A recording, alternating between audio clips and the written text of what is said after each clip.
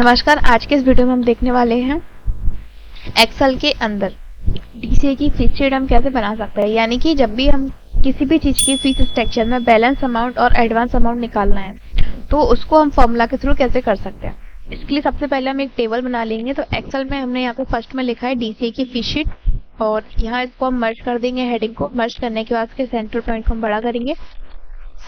यहाँ से हमने बड़ा किया। हेडिंग को कलर करने के लिए हेडिंग कलर हम चूज करेंगे। देन इसके बाद हम टेक्स्ट को कलर कर देते हैं और एक बार हमने यहाँ से यहाँ तक बॉर्डर डाल दी। ठीक है, तो टेबल का हमने फॉर्मेट तैयार कर लिया। और जो हमारी हेडिंग्स है इसको भी हम थोड़ा सा बोल्ड करके और इसका साइज चेंज करके इस पर भी हम कलर ग्रेडियंट यहाँ पे डाल देंगे।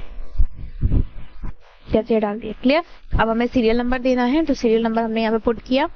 दोनों को शिफ्ट के साथ सिलेक्ट करेंगे और इसको हमने ड्रैग कर दिया। इसके बाद हमें यहाँ पे नेम भरना है और बाकी डिटेल्स हम एक बार यहाँ पे फिल कर लेते हैं। तो इस टाइप से हमने डाटा लिख लिया है यहाँ पे। तो हमारे पास एक डीसी की फीस शीट है जिसके अंदर सीरियल नंबर लिखा हुआ है, स्टूडेंट के नेम यहाँ लिखे हुए हैं, फर्स्ट और सेकंड सेमेस्टर के कौन से बच्चे हैं उनकी लिस्टिंग यहाँ पे है, टोटल फीस हमारे पास है, पेड अमाउंट हमारे पास है।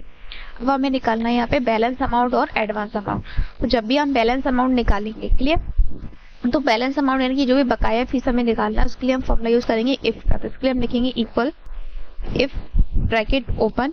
इसके बाद हमें क्लिक करना है लॉजिकल टैक्स, यानी किस अमाउंट के अकॉर्डिंग निकालना, तो हमें निकालना है पेड अमाउंट के अकॉर्डिंग। पेड अमाउंट पे क्लिक किया। इसके बाद हम लगाएंगे लेस देन अगर पेड अमाउंट कम है, किस अमाउंट से कम है, जो टोटल फीस है। टोटल फीस क्या है हमारा 10,000, इसको हमने क्लिक किया, कॉमा।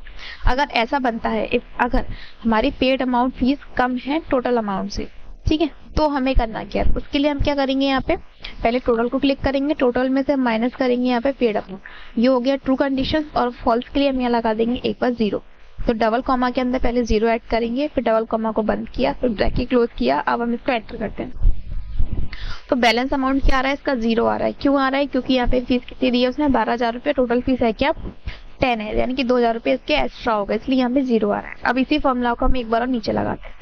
फिर से हम इसे यूज करेंगे। इसलिए लिखेंगे सबसे पहले इक्वल इफ ब्रैकेट के बाद पेड अमाउंट लेस देन, यानी कि पेड अमाउंट कम है टोटल अमाउंट से, तो टोटल वाली फीस में से हम माइनस करेंगे, तो total minus paid amount. Minus किया, कॉमा, फॉल्स के लिए 0, डबल कॉमा के अंदर हम यहाँ पे 0 ऐड करेंगे, ब्रैकेट क्लोज और एंटर। तो इसका आंसर दे देगा यहाँ पे 6,000, क्योंकि 6,000 रुपये इसका बकाया है, बाकी 4,000 रुपये दे चुका है और 10,000 टोटल फीस है, तो ये इसने सही दे दिया, क्लियर।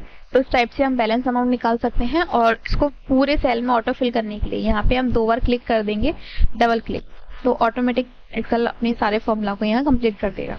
इसके बाद हम निकालेंगे एडवांस अमाउंट। इसके लिए अब हम क्या करेंगे, सबसे पहले हम जो फॉर्मूला हमने बैलेंस के लिए लगाया था उसी को हम रिपीट करते हैं। लिखेंगे हम इक्वल इफ ब्रैकेट ओपन।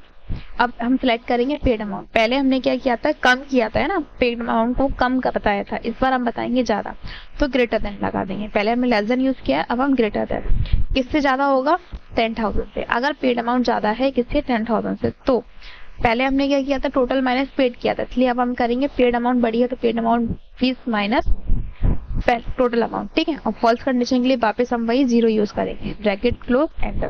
तो उसने दे दिए 2,000, तो 2,000 इसके एडवांस है, क्लियर। एक बार हम रिपीट करेंगे इक्वल इफ ब्रैकेट।